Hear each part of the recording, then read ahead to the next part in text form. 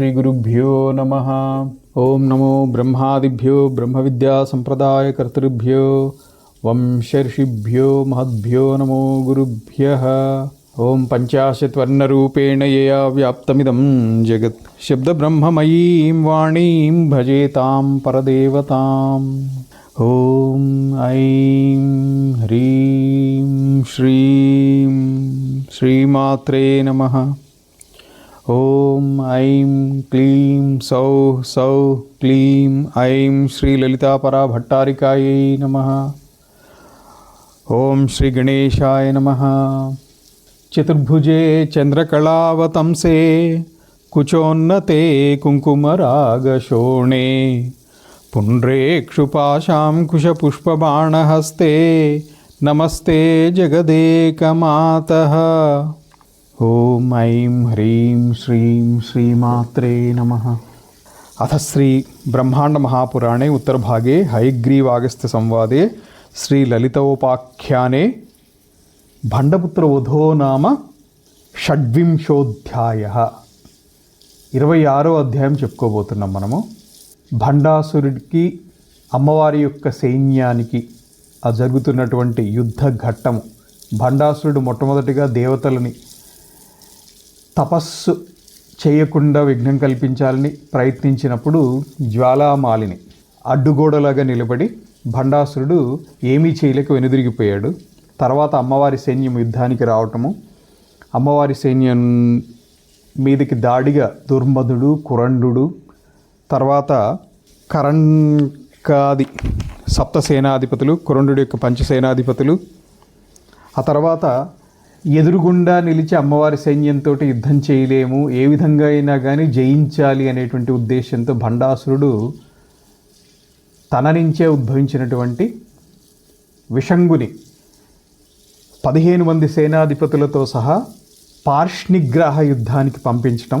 రాత్రి సమయంలో, ఆ చీకటి సమయంలో అమ్మవారి చక్రరాజరథానికి వెనుక వైపుగా విషంగుడు తన 15 మంది సేనాధిపతులు పరిమితమైనటువంటి అనుచర గణంతో దాడి చేయగా ముందు భాగం ఉన్నటువంటి మంత్రిని, దండిని అమ్మవారికి సహాయంగా వెనక వైపుకి రాకుండా ఉండటం కోసం అని చెప్పి ముందు వైపు అతని ఆంతరంగికుడిని 10 అక్షోహిణుల సైన్యంతో సహా పంపించటము. ముందు వైపున అమ్మవార్లు మంత్రిని, దండిని యుద్ధం చేస్తూ ఉంటే పార్ష్నిగ్రహ యుద్ధంతో విషంగుడు తన 15 మంది సేనాదులతోటి వెనక వైపున పీడిస్తున్నాడు. చక్రరాజరథాన్ని, శ్రేష్టమైనటువంటి చక్రరాజరథాన్ని పీడిస్తూ ఉంటే కొంతసేపటికి మొదటి పర్వాన్ని ఆక్రమించటం కూడా జరిగింది. మొదటి పర్వాన్ని ఆక్రమించి అమ్మవారి మీదకి సాక్షాత్తు బాణం విసిరేయటము, బాణం ప్రయోగించగా అమ్మవారి దగ్గర ఉన్నటువంటి విసనకర్ర చూర్ణమైపోయింది. ఇంకొక చోట నాకు గుర్తుండి బేతవోలు రామబ్రహ్మం అనుకుంటా, బ్రహ్మాండ పురాణము వేదవ్యాస మహర్షి కృతం, విక్టరీ పబ్లికేషన్స్ వాళ్ళది, దాంట్లో అనుకుంటా నేను చదివిన గుర్తు, అమ్మవారి చేతిలో ఉన్నటువంటి మధుపాత్రని పడగొడుతుంది. ఆ సంఘటనని చూసి నిత్యా దేవతలు, తిథి నిత్యా దేవతలు 15 మంది కోపోద్రిక్తులై అమ్మవారి ఆజ్ఞ తీసుకుని యుద్ధానికి వెళ్ళి విషంగుడితో వచ్చినటువంటి 15 మంది సేనాధిపతుల్ని కూడా సంహరించటము, కామేశ్వరీ దేవి తన బాణప్రయోగంతో విషంగుని యొక్క కవచాన్ని కూడా చీల్చివేయటము జరిగింది. ఈ యుద్ధం మనతోటి కాదు, వీళ్ళని జయించటం అని చెప్పి విషంగుడు పారిపోతుంటే వీడు దండిని చేతిలో చావబడాలి అని చెప్పి గ్రహించినటువంటి ఆ కామేశ్వరీ దేవి, నిత్యాదేవి వెనక్కి వెళ్ళి అమ్మవారికి నమస్కరించి యుద్ధంలో జరిగింది వివరించటము. అమ్మవారు తన యొక్క కరుణార్ద్రమైనటువంటి దృక్కులతో వీళ్ళ శరీరముల యందు కలిగినటువంటి గాయములన్నీ, క్షతగాత్రులైనటువంటి ఈ నిత్యాదేవతల్ని తన చూపు యొక్క పరామర్శతోటే వీళ్ళని ఆ గాయములన్నీ మాయమైపోయేటట్లుగా, ఆ యుద్ధం యొక్క అలసట తీరిపోయేటట్లుగా అనుగ్రహించారు తన క్రీగంటి చూపుతోటే. ఇంతవరకు మొదటి రోజు యొక్క యుద్ధము, ఆ తర్వాత సాయంకాలంలో జరిగినటువంటి పగలు, ఆ మొదటి రోజునే సాయంకాలం జరిగిన పార్ష్నిగ్రహ యుద్ధము, ఈ రెండు వివరించడం జరిగింది. రెండో రోజు యుద్ధంలో ఏమైంది అమ్మవారి సైన్యంతో. కుటిలాక్షుడు అనేటువంటి వాడు 10 మంది అక్షౌహిణుల సైన్యంతో ముందు భాగంలో రాత్రిపూట యుద్ధం చేశాడు అని చెప్పుకున్నాం. దశాక్షౌహిణికాయుక్త కుటిలాక్షోపి వీర్యవాన్ దండనాథాశరై తీక్ష్ణై రణే భగ్న పలాయిత. ఆ కుటిలాక్షుడు 10 అక్షౌహిణులతోటి విషంగుడికి సహాయంగా ముందు వైపు రాత్రిపూట యుద్ధం చేయటానికి వచ్చి దండిని చేతిలో తీవ్రంగా ఆ దండిని ప్రయోగించినటువంటి దండనాథ అయినటువంటి వారాహిదేవి ప్రయోగించినటువంటి తీక్ష్ణమైనటువంటి బాణాలకి పారిపోయాడు. దశాక్షౌహిణికం సైన్యం తయా రాత్రౌ వినాశితం. ఆ 10 అక్షౌహిణుల సైన్యం కూడా ఆ రాత్రి జరిగిన యుద్ధంలో నశించిపోయింది. దానితోటి ఇప్పటికీ 430 + 10 440 అక్షౌహిణుల సైన్యం. 10, 20, 100, ఆ తర్వాత 300, అక్కడికి 430 అక్షౌహిణుల సైన్యము. ఈ రాత్రిపూట యుద్ధానికి ముందు వైపు నుంచి 10 అక్షౌహిణుల సైన్యము, వెనక వైపు నుంచి 15 అక్షౌహిణుల సైన్యం వచ్చి ఉండవచ్చు. 15 మంది సేనాధిపతులు విషంగుడు సహాయంగా. వాళ్ళందరూ పారిపోయారు లేదా చనిపోయారు. దాదాపు 440 అక్షౌహిణుల సైన్యం ఇప్పటికీ దెబ్బతింది. ఆ రాత్రి కాలంలో కుటిలాక్షినితో వచ్చినటువంటి 10 అక్షౌహిణుల రాక్షస వీరులందరూ కూడా వినాశితం, నశించిపోయారు. ఇదంతా వింటే భండుడికి కోపమే వచ్చింది. 10 అక్షౌహిణుల సైన్యంతో కుటిలాక్షుడు పారిపోయి రావటము, సైన్యం నశించటము, ఇదంతా విన్నటువంటి భండుడు క్షోభ చెందాడు. వీళ్ళందరూ పారిపోయే సమయానికి మంత్రినికి దండినికి పార్ష్నిగ్రహ యుద్ధం యొక్క వృత్తాంతం తెలిసింది. వాళ్ళు నిర్వేదం పొందారు. నిర్వేదం అంటే హేయత్వము, అంటే తమని తాము ధిక్, ఎందుకు మన బ్రతుకు, అమ్మవారిని రక్షించటానికి మనము ఇంత నిర్లిప్తంగా ఎలా ఉండిపోయాము, అమ్మవారికి వెనక వైపు నుంచి అటాక్ జరగవచ్చు అనేటువంటి దానికి మనం వెళ్ళి అక్కడ నిలబడి అమ్మవారికి సహాయంగా లేదా రక్షణగా ఉండలేకపోయామే అని చెప్పి తమని తాము హేయంగా, ఎందుకు మనకి బ్రతుకు అన్నంత హేయంగా, భక్తి ఉన్న చోట ఈ భావనలు కలుగుతాయి. వీళ్ళకి అమ్మవారి యందు అచంచలమైనటువంటి భక్తి ఉంది. అయ్యో, అమ్మవారి మీద బాణప్రయోగం జరిగేదాకా శత్రువు వస్తే మనం ఏం చేస్తూ ఉన్నాం, ఇక్కడ ఏం చేయగలిగాం, ఏం చేయలేకపోయామేంటి, ఎందుకు ఈ బ్రతుకు అన్నంత స్థాయిలో వీళ్ళు బాధపడి, అయ్యో దానవులతోటి అమ్మవారికి సాక్షాత్ అమ్మవారి మీద బాణప్రయోగం జరిగింది, మనం ఉండి ఏం ప్రయోజనం ఇక్కడ, మనమేమో ముందుగా వచ్చినటువంటి ఆ 10 అక్షౌహిణుల సైన్యం కుటిలాక్షుని వెంట పరిగెత్తి చాలా దూరం వెళ్ళిపోయాము. చక్రరాజ రథం యొక్క రక్షణ గురించి కూడా మన సైన్యము చేయలేకపోయింది. మనం మంత్రిని దండనాయిక ఉండి ఏం ప్రయోజనము, అమ్మవారి మూలబలమే అక్కడ రక్షించవలసి వచ్చింది, మనం ఉండి ఏం ప్రయోజనము, ఇది ఏం ప్రవృత్తి, అక్కడ ఏం జరిగింది అనేది వెంటనే తెలుసుకుని అమ్మవారికి ఎలా ఉంది, ఇదంతా ఈ వృత్తాంతం అంతా కూడా విమర్శింపదగినది. అక్కడ ఏం జరిగింది, ఎలా జరిగింది, మనము ఎక్కడ లోపం చేశాము, అమ్మవారి మీద అటాక్ చేసేదాకా వస్తే మనం ఏం చేసాము, మనం ఎక్కడ లోపం జరిగింది, ఇదంతా విచారణ చేయాలి. అక్కడ ప్రవృత్తి ఎటువంటిది, అమ్మవారి మదిలో మన ఎందు ఇప్పుడు ఏ భావం ఉంది, అమ్మవారు మన మీద కోపంగా ఉన్నారా, ఎందుకు మీరు వేస్ట్ అని అనుకుంటున్నారా, ఏ భావనలో ఉన్నారు అని చెప్పి అటువంటి శంకతోటి దండనాథ వీళ్ళందరూ కూడా వ్యాకులత చెంది, ఇదంతా కూడా ఎవరి కర్తవ్యం అంటే దండిని యొక్క కర్తవ్యం, మంత్రాంగం ఎవరిదంటే మంత్రినిది. దండనాథ ఈ విధంగా ఆలోచించి తను ఒక్కటి అమ్మవారి ముందు వెళ్ళటానికి కించిత్ అది సిగ్గా లేకపోతే హేయత్వం, అయ్యో ముఖం చూపించలేక అంటాం చూడండి, అటువంటి పరిస్థితిలో ఉన్నారు దండనాయిక అయినటువంటి వారాహిదేవి. అందుకని మంత్రిని దేవిని వెంట పెట్టుకుని ఆవిడని ముందు పెట్టుకుని ఈవిడ వెనకాల, ఎందుకంటే మంత్రిని సాక్షాత్ అమ్మవారి యొక్క అంతరంగమును తెలిసినటువంటిది, అమ్మవారిని ఎలా అనునయించాలి, అమ్మవారి ఆజ్ఞని ఎలా నిర్వర్తించాలి అన్నీ తెలిసినటువంటిది. అందుకని ఆమెని ముందు పెట్టుకుని లలితాదేవి దగ్గరికి దండనాయిక ఆమె యొక్క ముఖ్యమైనటువంటి ఇతర అనుచరులు వెళ్ళారు. రాత్రి గడవగానే ఆ సమస్త శక్తి చక్రం యొక్క సేనా నాయకురాళ్ళు పూజింపబడిన వారై వేగముగా రథేంద్రము చుట్టూత వెంటనే అక్కడ ఎక్కడ లోపం జరిగిందో తెలుసుకోవడానికి అందరూ పరిగెత్తి వెళ్ళిపోయి చక్రరాజ రథాన్ని చుట్టుముట్టారంటే రక్షణ వలయం ఏర్పరిచారు. ఇంతకుముందు ఎలా ఉంది, ఏం జరిగింది దాని కాదు, ఇప్పుడు కొత్తగా ఇంకేమన్నా జరిగితే ఏం చేయాలి, ఫస్ట్ వ్యూహం మార్చేసేసి రక్షణ వలయంగా వచ్చేసి నిలబడ్డారు. మంత్రిని దండనాయకులు తమ యానముల నుంచి దిగి సైన్యము యొక్క అమరికని పరిశీలించి ఎక్కడ ఎటువంటి లోపము లేకుండా దాన్ని కట్టుదిట్టంగా రక్షణ ఏర్పాటు చేశారు అమ్మవారికి. ఇంతకుముందు చెయ్యలేదు అని కాదు, కానీ ఇంతకుముందు చేసిన వ్యూహంలో ఎక్కడో లోపం జరిగింది. ఆ లోపము ఏమిటి అనేటువంటిది విమర్శించే లోపలే నూతన వ్యూహంతో ఎటువంటి కొత్త ఆపదలు వచ్చినా కూడా ఎదుర్కోవడానికి సిద్ధంగా ఉండేటట్లుగా నూతన వ్యూహంతో రక్షణ వలయాన్ని ఏర్పాటు చేసి సైన్యాన్ని అంతా ఒకసారి పరికించి ఇప్పుడు అమ్మవారి రథం దగ్గరికి వెళ్ళారు. అమ్మవారి రథాన్ని ఎక్కారు వీళ్ళు. ఆయా పర్వంలో ఉండేటువంటి శక్తి చక్రములు లలితాదేవికి ఎక్కడున్నారు, అమ్మవారు ఎక్కడున్నారో తెలుసుకుని ఒక్కొక్క పర్వంలో ఉన్నటువంటి వాళ్ళతో అమ్మవారు ఎక్కడున్నారో అంత వివరంగా తెలుసుకుంటూ అమ్మవారి దగ్గరికి మేము వస్తున్నాము అంటే తమ యొక్క ఉనికిని నివేదింపచేసి, అంటే పర్మిషన్ తీసుకోవటం అనమాట. వేగమైనటువంటి నడకలతో క్రమంగా 9 పర్వములను దాటి మంత్రిని దండనాయకులు మహారాజ్ఞిని చేరి సేవించారు. ఏ విధంగా సేవించారంటే రాజశ్యామలాదేవి తక్కువ ఏం కాదు, అలాగే వారాహిదేవి తక్కువ కాదు. ఇది ఎందుకు చెప్తున్నానో గ్రహించండి, తర్వాత నేను ఇలాగ చెప్తాను. వారాహిదేవి మంత్రిని అయినటువంటి రాజశ్యామలాదేవి అమ్మవారి ముందుకు వెళ్ళగానే సాష్టాంగ ప్రణామం చేశారు. మోకరిల్లి తమ తలని నేల మీద ఆనేటట్లుగా అమ్మవారికి నమస్కారం చేసి సాష్టాంగపడి నమస్కరించి ఈ విధంగా విజ్ఞాపనం చేశారు. సాష్టాంగం అంటే అమ్మవార్లు ఎప్పుడూ కూడా భూమికి హృదయం తగలద్దు, హృదయము ఉదరము తగలకుండా నమస్కారం చేయాలి ఆడవాళ్ళు. ఇది శాస్త్ర విహితమైనటువంటి విధానం. నమస్కరించి అమ్మవారితోటి ఈ విధంగా అన్నారు, అమ్మ అంబిక, మహాప్రమాదం వాటిల్లినదని చెప్పి మాకు తెలిసింది.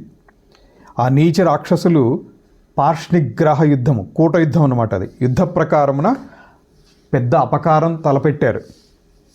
ఆ దురాత్ముడు దురాచారుడు పగటి యుద్ధం చేయటానికి భయపడి కపట వ్యవహారంతో జయించగోరి ఈ విధంగా చేశారు. దైవవశమున మన స్వామిని యొక్క శరీరం పైన బాణములు మొదలైనటువంటివి తాకుట జరగలేదు. కాబట్టి వాడు ఇంకా జీవించి ఉన్నాడు. అమ్మ మహారాజ్ఞి, నీ పాదములను ఆధారంగా చేసుకుని మేమందరము జీవించుచున్నవారం. అమ్మవారి యొక్క పాదాన్ని ఆధారంగా చేసుకుని జీవిస్తున్నటువంటి వాళ్ళము. మేము కోరినటువంటి దాన్ని సాధించుచున్నాము. అంటే నీ అనుగ్రహంతో మేము మా జీవిక జరుగుతోంది. మేము శ్రీమతి యొక్క అంగరక్షణము చేయవలసి ఉన్నది. దండనాయక అయినటువంటి నేను, మంత్రిని అయినటువంటి వ్యూహకర్త అయినటువంటి మంత్రిని మేము చేయవలసినటువంటి దానవేంద్రులు మాయావులు. కాబట్టి ఒకసారి అటువైపు ఆలోచన ప్రసరించండి అమ్మ. ఆపత్ సమయంలో భండాసురుడు ఇలాంటి రాక్షసాధములను చంపవలను. అప్పుడు కానీ వాళ్ళు కపట యుద్ధం చేయటం మానరు, ఈ మహాసేనలో ప్రవేశింపరు. మహేంద్ర శైలము యొక్క దక్షిణ భాగముగా 100 యోజనముల వరకు విస్తరించినటువంటి ఒక శిబిరం నిర్మించుదాం. మన సేనా నివాసమునకు రక్షణకై గుండ్రని వహ్ని ప్రాకారం నిర్మించాలి. దానివలన శత్రువుల యొక్క మదము శాంతించును. అంటే కూట యుద్ధము, మారువేషాల్లో మన సైన్యంలోకి ప్రవేశించేటువంటి సాహసం చేయరు. 100 యోజనముల పరిమాణమున ప్రాకార మధ్య ప్రవేశములో ఆ వహ్ని ప్రాకార చక్రమునకు ద్వారము దక్షిణ వైపు నుండి ఉండాలి. కారణము శత్రువుల యొక్క శూన్యకపురము అందు దక్షిణ దేశమున ఉన్నది. ద్వారమున ఆయుధములనితే సిద్ధముగా ఉన్నటువంటి పరివారమును నియోగించాలి. అంటే ఈ విధంగా ఒక కొత్త వ్యూహాన్ని పొంది ఒక రక్షణ వలయాన్ని ఏర్పాటు చేసి ఏ విధంగా సన్నద్ధులై ఉండాలి అనేటువంటిది మంత్రిని తన ఆలోచనని వివరిస్తున్నారు. అమ్మ మీరు కూడా ఒకసారి దీని గురించి ఆలోచించండి. ఇలాంటి వ్యూహం లేకపోబట్టే మన సైన్యంలోకి ఆ దానవులు, మాయావులు అయినటువంటి ఆ దానవులు ప్రవేశించారు. మున్ముందు ఈ విధంగా జరగకుండా నివారించడానికి ఈ వ్యూహము నా మదిలో ఉంది. అంటే అమ్మవారి మీద అటాక్ జరిగింది అని తెలియగానే ఊరికే వీళ్ళు పరామర్శించడానికి రాలా, వచ్చి ఎలా ఉంది కట్టుకట్టనా ఇవన్నీ అడగటానికి రాలా. ఇలా జరగకుండా ఉండటానికి మేమేం చేయబోతున్నాము, మేము చేసినటువంటి ఆలోచన ఏంటి ఆ విధానం ఒకసారి మీకు వివరించి మీరు సరే అంటే దాన్ని ఆ విధంగా ఏర్పాటు చేయబోతున్నాము అని పర్మిషన్ తీసుకోవడానికి వచ్చారు. అంటే ఇక్కడ సామాన్యంగా కనిపించేటువంటిది అమ్మవారిని పరామర్శించడానికి వచ్చారు అని. కానీ ఆ స్థాయిలో ఉన్నటువంటి శ్యామలాదేవి కానీ దండనాయకి కానీ ఒట్టి పరామర్శలతోటి కాలము వృధా చేయరు. ద్వారములన ఆ దక్షిణ ద్వారంలో ఆయుధాలతో ఉన్నటువంటి పరివారం నియోగింపబడుతుంది. వారికి అలసట ఉండదు, నిద్ర ఉండదు, మగత ఉండదు, ఎప్పుడూ కూడా సిద్ధంగా ఉంటారు. ఈ విధంగా చేసినచో సంధ్యా సమయంలోనూ మధ్యరాత్రుల్లోనూ దుష్టదానవులు కపట యుద్ధం చేయడానికి సాధ్యం కాదు. అకస్మాత్తుగా వారి ఆక్రమణ అనేటువంటిది ప్రౌఢమైనటువంటి ఆక్రమణ సంభవం కాదు. లేనిచో దురాశతోటి బహుమాయా అవలంబితులైనటువంటి దైత్యులు పశ్యతోహరుని వలె, పశ్యతోహరుడు అంటే ఇప్పుడంటే షాప్లోకి వెళ్ళి గోల్డ్ ఆర్నమెంట్స్ కొంటున్నారు, కానీ చాలామందికి ఇప్పటికి కూడా మీలో గుర్తుండే ఉంటుంది. ఏదన్నా ఆభరణం చేయించాలి అనంటే బంగారం తీసుకుని వెళ్ళి కంసాలి ముందు కూర్చొని ఆ కంసాలి చేసేటువంటిది చూస్తారు, చాలామంది చూసే ఉంటారు. అలా చూస్తూ ఉన్నప్పటికీ కూడా కంసాలి ట్రిక్స్ కంసాలికి ఉంటాయి. మీరు చూస్తూనే ఉంటారు, అతను చేస్తున్నాడు అని అనుకుంటారు, కానీ అందులో నుంచి మీకు తెలియకుండానే కొంత వేరేది కలిపేసేసి దాని పరిమాణంలో బంగారాన్ని అతను అపహరించగలడు. దీన్నే పశ్యతోహరుడు అంటే చూస్తూ ఉండగానే దొంగిలించేటువంటి వాడు. ఎవరు అంటే కంసాలి. మీరు చూస్తూ ఉన్నా కూడా దొంగిలించేటువంటి కంసాలి వలె మన మహాసైన్య బలమునంతయును ఆ దైత్యులు హరించి వేస్తారు ఇటువంటి వ్యూహం లేకపోతే. కాబట్టి మంత్రిని యొక్కయు దండనాథ యొక్కయు ఈ మాటలను విని స్వచ్ఛమైనటువంటి దంతకాంతిచే ముత్యములను వెదజల్లుచు లలితాదేవి ఇట్లనెను.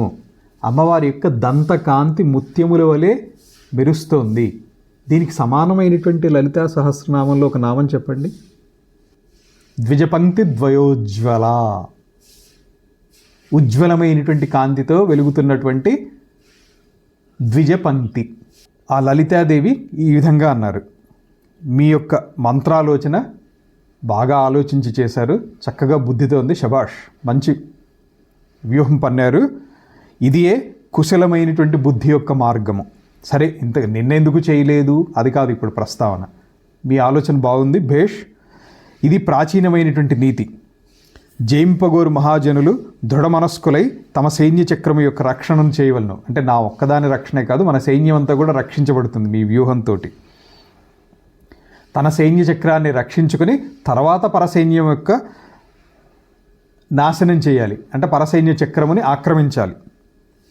ఈ విధముగా మంత్రిని దండనాథాలతోటి వాళ్ళ యొక్క వ్యూహానికి తన అంగీకారాన్ని చెప్పినటువంటి లలితా పరమేశ్వరి వెంటనే, ఇప్పుడు మంత్రిని వచ్చి చెప్పింది అన్నంత మాత్రాన మొత్తం ఆవిడే నిర్వర్తించాలి అని కాదు, వెంటనే జ్వాలామాలిని పిలిచారు. ఇప్పుడు జ్వాలామాలిని పిలిచి, ఆవిడ నిత్యాశక్తులు రాత్రి యుద్ధం చేసినప్పుడు ఆ జ్వాలామాలిని దేవి ఏం చేశారో అది కూడా విన్నారు మీరు. ఆ నిత్యాశక్తిని పిలిచి, హే వత్సే, నీవు అగ్నిస్వరూపవు, జ్వాలామాలామయము నీ ఆకారము, నీవు ఈ మహాసైన్య బలమును రక్షింపుము. 100 యోజనముల విస్తారమైనటువంటి భూతలమును ఆవరించి 30 యోజనములు పైకి నిక్కినవైనటువంటి జ్వాలామాలల ఆకారమును వహింపుము. అమ్మవారి రథం యొక్క ఎత్తు 10 యోజనములైతే ఈ జ్వాలామాలిని యొక్క వహ్ని శిఖలు 30 యోజనముల ఎత్తు వరకు ఉంటాయి. ద్వారప్రదేశమునందు మాత్రము యోజన మాత్రం వదిలి తక్కిన చోట అంతా కూడా మండుచున్నటువంటి శరీరము కలిగి అగ్నిజ్వాలా రూపమునంది సమస్త బలమును రక్షింపుము. అమ్మవారి యొక్క ఆదేశం అన్నమాట. జ్వాలామాలిక శక్తితో ఇట్లు చెప్పినటువంటి లలితేశ్వరి మహేంద్ర పర్వతం యొక్క ఉత్తర భాగమునకు పోవటానికి ప్రయత్నం చేశారు. ఆ నిత్యాశక్తి నిత్య అయి అంటే నాశనము లేనిది, అందుకనే వీటిని నిత్యాశక్తులు అన్నారు, నాశనము లేనటువంటి శక్తులు. ఇంకొకటి గమనిస్తే నిత్యాశక్తులు నాశనం చేసినటువంటిది 15 మంది రాక్షసులు, వాళ్ళ పేర్లు విన్నారు. సరే, రాక్షసుల పేర్ల కంటే కూడా ఈ నిత్యాశక్తులు ఆ యుద్ధం, రాత్రిపూట యుద్ధం చేయటంలో ఒక అంతరార్థం కనుక మీరు గ్రహించగలిగితే 15 మంది నిత్యాదేవతలు అంటే తిథి దేవతలు. 15 మంది తిథి దేవతల ముందు ఎటువంటి దుష్ట పన్నాగము నిలువదు. ఇంకొకలాగా చెప్పాలంటే దైవశక్తులకి తలపెట్టడానికి, దైవశక్తులకి కీడు తలపెట్టేటువంటి ఎటువంటి దుష్టశక్తి కూడా ఏ తిథి దేవత ముందు నిలవదు. అంటే దైవశక్తులకి ఆపద చేసేటువంటిది ఏ తిథి నాడు అమావాస్య రోజు ప్రయత్నం చేసినా కూడా దైవశక్తులకి కీడు చేద్దామని ప్రయత్నం చేస్తే అవి సఫలము కావు. ఇన్ని అర్థాలు తీసుకోవచ్చు దాని నుంచి. సో నిత్యాశక్తి మండుచున్నటువంటి జ్వాలలే తన ఆకారముగా కలిగినటువంటిది. అలాగే ఈవిడ సంఖ్యలో చూసుకుంటే చతుర్దశి తిథిమయి, అంటే 14వది. అమ్మ నేను అలాగే చేస్తానని చెప్పి అమ్మవారికి నమస్కరించి లలితాదేవి ఇంతకుముందు చెప్పినటువంటి మహేంద్ర పర్వతం యొక్క ఉత్తర భూభాగమును చుట్టుముట్టి ఈ జ్వాలామాలిని ఒక శాలము రూపమున, అంటే ఒక సైనిక నివాసము వలె ప్రకాశించెను. మహేంద్రగిరిని కూడా కలుపుకుంటూ, ఈ మహేంద్రగిరి ఎక్కడుంది మీకు తెలుసు, కేరళ వెస్టర్న్ ఘాట్స్లో ఉంది మహేంద్రగిరి. దండనాథ యొక్కయు మంత్రినాథ యొక్క సైన్యం కూడా ఆకాశ మండలమునకు జారినటువంటి ఆ జ్వాలామాలామయమైనటువంటి ఆకారము గలది ప్రకాశించెను. అంటే జ్వాలలు ఆకాశమును అంటి ప్రకాశించాయి. ఏమాత్రము శ్రమలేకయే తక్కిన మహాశక్తుల యొక్క మహాబలమును అగ్నిజ్వాలారక్షితమైనటువంటి శాలమున ప్రవేశించెను. అంటే ఇప్పుడు మహాశక్తి సైన్యం అంతా కూడా జ్వాలామాలలతో రక్షింపబడుతూ ఉంది. దండిని శక్తి రాజచక్ర రథమును, అంటే కిరిచక్ర రథమును అయి ఉండొచ్చు, లేదా రాజచక్ర రథం అంటే గేయచక్ర రాజ్యం అయి ఉండాలి. దాన్ని మధ్యన ఉండచేసెను. తన రథమును ఎడమ భాగమున, దక్షిణ భాగమున శ్యామలాదేవి యొక్క రథమును ఉండేటట్లుగా అమర్చారు.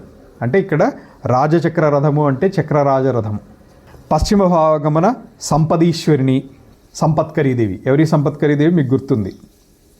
ముందున హయాననను, హయానన అంటే శ్రీ అనేటువంటి ఆ శక్తి, ఆవిడే అశ్వారూఢ. ఈ విధంగా చక్రరాజ రథము యొక్క చుట్టూను శక్తులను వారి యొక్క రథములతో ఉన్నారు. ద్వారమున స్తంభిని అనేటువంటి దేవత ఉన్నారు. ఆమె 20 అక్షౌహిణుల సైన్యంతో ఉన్నారు. మండుచున్నటువంటి దండాయుధములతో భయంకరంగా ఉన్నారు వాళ్ళు. ఈమె దండనాథ యొక్క విఘ్నదేవిగా ప్రసిద్ధి చెందారు. పగ్గపు తాడు ధరించినటువంటి దండనాథ సేనా శిబిరమును సురక్షితముగా చేసి సూర్యుడు ఉదయింపగానే మరలా యుద్ధాన్ని ప్రారంభించారు. అంటే సూర్యోదయం అయ్యే లోపల, రాత్రి దాదాపు 6 జాములో ఏమో యుద్ధం జరిగింది. మిగిలిన ఆ కాస్త సమయంలోనే ఇంత రక్షణ ఏర్పాటు చేశారు. అంటే ఎంత వ్యూహరచనా పరులు ఆ మంత్రిని, దండనాయిక. వ్యూహం పన్నటం అనేటువంటిది మంత్రిని యొక్క కార్యమైతే దానిని నిర్వర్తించటము అనేటువంటిది దండిని, నిర్వహించటం కూడా దండిని యొక్క పని. జ్వాలామాలిని ఇత్యాది దేవతలు ఎక్కడ ఏ అవసరమైతే అక్కడ అమ్మవారి ఆజ్ఞతోటి వచ్చి చేస్తారు. వాళ్ళు అమ్మవారి యొక్క మూల బలానికి చెందినటువంటి వాళ్ళు. శక్తి మహాసేన కిలకిలారావం చేసి అగ్ని ప్రాకార ద్వారం నుంచి మహాధ్వనులతో బయలుదేరారు యుద్ధానికి. ఈ విధంగా లలిత అమ్మవారు సైన్య మధ్య భాగము సురక్షితంగా ఉన్నారు అనేటువంటిది విని భండాసురుడు మరల సంజ్వరమును పొందెను. అంటే మళ్ళీ క్షోభ చెందాడు. అయ్యో ఇంత చేసి ఇప్పుడు చాలా మరింత క్షేమంగా ఉండిపోయారు, ఇప్పుడు ఏ విధంగా జయించారు అమ్మవారిని? ఇప్పుడు అమ్మవారు సైన్యం మధ్యలో ఉన్నారు. ఇంతకుముందు వెనక వైపు వెళ్ళడానికి అవకాశం ఉంది, ఇప్పుడు అది కూడా లేకుండా పోయింది. కుటిలాక్షుడు పారిపోయి వచ్చాడు, విషంగుడు పారిపోయి వచ్చాడు, విశుక్రుడు ఉన్నాడు, అందరినీ పిలిచాడు. మళ్ళీ విశుక్రునితోనూ అలాగే ఆత్మసుతులతో కూడా తన పుత్రులను కూడా పిలిచాడు. ఎంతమంది పుత్రులు వస్తారు, ఆ పుత్రులు వధ ఎలా జరిగింది అనేటువంటిది అది కూడా వస్తుంది యుద్ధంలో. లలితా సహస్రనామంలో ఉన్నటువంటిదే ఇదంతా. మంత్రులతో, విషంగునితో, విశుక్రునితో, ఆత్మసుతులతో అందరితో కూడి సమాలోచన చేశాడు. మహాబలుడైనటువంటి భండు తన పుత్రులందరినీ ఒకే గుంపుగా ప్రయోగించి యుద్ధం చేయటానికి ఆలోచన చేశాడు. 4 సముద్రములతో సమానులు వీళ్ళు. యుద్ధకృత్యములతో చతురులను అయి చతుర్బాహువు మొదలైనటువంటి పుత్రులను పిలిచి భండాసురుడు భయంకర క్రోధమున మండిపడుచు యుద్ధమునకు పంపెను. ఎంతమంది కొడుకులు? 32 మందిని ఒక చోట విన్నాను. ఇక్కడ 30 మందేనుంది. అంటే 30కి ఎక్కువే ఉండాలి, లేదా కనీసం 30 మంది ఉన్నారు. మహాకాయులు, మహాబలులు, అగస్త్య వారి నామములను చెప్పేదని వినుము. హైగ్రీవుల వారు వాళ్ళ పేర్లు చెప్తున్నారు. ఆ భండుని యొక్క 30 మంది పుత్రుల యొక్క పేర్లు: చతుర్బాహువు, చకోరాక్షుడు, చతుశ్శిరుడు, వజ్రఘోషుడు, ఊర్ధ్వకేశుడు, మహాకాయుడు, మహాహనువు, మఖశత్రువు, మఖుడు అంటే ఇంద్రుడు, మఖశత్రువు, మఖస్కంది, సింహఘోషుడు, శిరాలకుడు, లడునుడు, పట్టిసేనుడు, పురాజిత్, పూర్వమారకుడు, స్వర్గశత్రు, స్వర్గబల, దుర్గ అంటే దుర్గుడు. తెలుగులో చెప్పేటప్పుడు మనం దుర్గుడు అంటాం, సంస్కృతంలో దుర్గ అని అంటారు. స్వర్గకంటకుడు, స్వర్గకంటక, అతిమాయ ఇలా వస్తుంది సంస్కృతంలో. అతిమాయుడు, బృహన్మాయుడు, ఉపమాయుడు, వీర్యవంతుడు. వీరు దుర్మదులు, దుర్బుద్ధులు అయినటువంటి భండుని యొక్క పుత్రులు. భండుడు అంటే భండాసురుడు. తండ్రితో సమానమైనటువంటి దుష్ట పరాక్రమము కలిగినటువంటి వాళ్ళు, తండ్రితో సమానమైనటువంటి ఆకారము కూడా కలిగినటువంటి వాళ్ళు. వారు వచ్చి భండాసురుని పాదములకు భక్తితో నమస్కరించి యుద్ధానికి అనుజ్ఞ అడగగానే ప్రసన్నమైనటువంటి కన్నులతో కులఘాతకుడైనటువంటి భండాసురుడు సగౌరవముగా ఈ మాటలు పలికాడు. దాదాపు 80,000 సంవత్సరాలు లేదా 70,000 సంవత్సరాలకు పైగా రాక్షస కులాన్ని అంతటినీ కూడా భోగాలలో ముంచి తేల్చినటువంటి ఆ భండాసురుడు ఇప్పుడు యుద్ధానికి పూనుకుని, అది కూడా అమ్మవారితోటి యుద్ధానికి పూనుకుని కులనాశకుడు అవుతున్నాడు. అందుకనే కులఘాతకుడు అన్నారు ఇక్కడ. ఓ పుత్రులారా, ఈ భూమి మీద మీతో సమానమైనటువంటి వాళ్ళు ఎవరూ లేరు. మీ బలము చేతనే పూర్వము నేను విశ్వమును జయించి తిని. మీరు రణమున కోపముతో ఇంద్రుని, అగ్నిని, యముని, నిరుతిని, వరుణుని అంటే దిక్పాలులందరినీ కూడా సిగబట్టి లాగారు. మీ సమస్త శస్త్రాస్త్రములను మీరును మేలుకొని ఉండగానే ఈ కులభ్రంశము వచ్చినది అని గ్రహించండి. ఇక్కడ కొంత అమ్మవారి సైన్యం గురించి క్రోధంలో పరుషవాక్యాలు చెప్తాడు, అవన్నీ వదిలేస్తున్నాను. 200 అక్షౌహిణీ సైన్యములతో తన 30 మంది పుత్రుల్ని కూడా పంపించాడు. సో దీంతో ఎన్ని అక్షౌహిణుల సైన్యం భండాసురు నుంచి యుద్ధానికి వచ్చినట్లు 440, ఈ 200 కలపకుండా అయింది. ఈ 200 కలుపుకుంటే 640 అక్షౌహిణుల సైన్యం ఈ సైన్యాన్ని కలుపుకుంటే యుద్ధానికి వచ్చినట్లు. ఇప్పటికి ఇంతకుముందు వచ్చిన 440లో చాలా భాగం నశించింది, దెబ్బతిన్నారు, పారిపోయారు. ఇప్పుడు 200 అక్షౌహిణుల మంది వస్తున్నారు. 200 అక్షౌహిణీ సైన్యము 30 మంది పుత్రులతో సహా. వీళ్ళు యుద్ధానికి వచ్చే ఆ యుద్ధ వర్ణన అంతా, వీళ్ళ యుద్ధం యొక్క పన్నాగం, వీళ్ళు ఆలోచనలు ఎలా ఉన్నాయంటే, రణములో క్షణమున శక్తి సేనలన్నింటినీ భక్షించేదాం, వారి ఆయుధముల సమూహములను వాడి బాణములతో చూర్ణము చేసేద్దాం, అగ్ని ప్రాకార వలయాన్ని వెంటనే చల్లార్చేద్దాం. ఆ తర్వాత వెంటనే వీళ్ళు అనలేదు లలిత అమ్మవారిని, కానీ నేను అలాగే అంటాను, లలితాదేవిని బందీని చేద్దాం. ఈ విధంగా పరస్పరము వీరభాషణ ఘోషణలతో సైన్యాన్ని నడిపిస్తూ భండుని యొక్క కుమారులు అగ్నిప్రాకార సమీపానికి వచ్చారు. యవనముతోటి మదముతోటి అంధులైనటువంటి ఈ భండపుత్రులు గొప్పగా సింహనాదం చేశారు. యుద్ధోన్ముఖులే. శక్తి సైన్యం అంతా కూడా యుద్ధానికి వచ్చారు. ఈ చతుర్బాహుముఖులుగా యుద్ధానికి చేయవచ్చినటువంటి రాక్షస కుమారులను చూసి బాలాశక్తి మిక్కిలి కౌతూహలమును ప్రదర్శించెను. ఆమె కుమారి అంటే చండీ సప్తశతి చదివేటువంటి వాళ్ళకి 2 వర్షములు ఉన్నటువంటి బాలికని ఏమనాలి అంటే 2 వర్షములు ఉన్నటువంటి శిశువుని ఏమనాలి, 3 వర్షములు ఉండేటువంటి శిశువుని ఏమనాలి, ఈ విధంగా 8 వర్షములు అంటే 8 సంవత్సరములు ఉన్నటువంటి అమ్మాయిని కుమారి అంటారు. ఈమె కుమారి అంటే ఈమె వయసు ఎంత? కుమారి అంటే 8 సంవత్సరములు. ఈమె యుద్ధానికి కుతూహలం ప్రదర్శించారు. ఈమె ఎప్పుడూ కూడా లలితాదేవి సమీపంలో ఉండునటువంటిది. సమస్త శక్తి మండలమునకును పూజ్యురాలు, పరాక్రమశాలిని, లలితతో సమానమైనటువంటి ఆకారము కలిగినటువంటి ఆ కుమారికి కోపం వచ్చింది. కోపం వహించి ఆమె నవవర్షవలే సర్వ విద్యలకును మహాఖని, బాలసూర్యుని వలె, ఇదంతా కూడా అమ్మవారి వర్ణన వస్తుంది. బాలసూర్యుని వంటి వర్ణము, తీవ వంటి శరీరము, మహారాజ్ఞి యొక్క పాదపీఠమున నిత్యము తన సన్నిధానము కలది. లలితకు బహిప్రాణస్వరూపం. ఆ వచ్చిన భండాసుర పుత్రులను వేగముగా చంపెదను అని బాలాంబ నిశ్చయించి మహారాజ్ఞికి ఈ విధంగా విన్నవించారు. ఇందులో ఇప్పటి వరకు ఎక్కడ కూడా ఈమె అమ్మవారి నుంచి ఉద్భవించినట్లుగా ఇంతవరకు నాకైతే కనపడలేదు. కానీ ఇంకొక గ్రంథంలో చదివాను. ఇంకొక గ్రంథం అంటే బ్రహ్మాండ పురాణమే, ఇంకొక పబ్లికేషన్ అనమాట.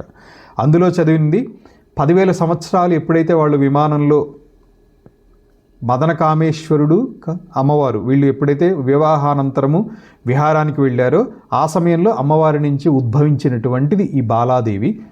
అంటే పుత్రిక ఎప్పుడూ కూడా 8 వర్షముల ప్రాయంతో ఉంటుంది.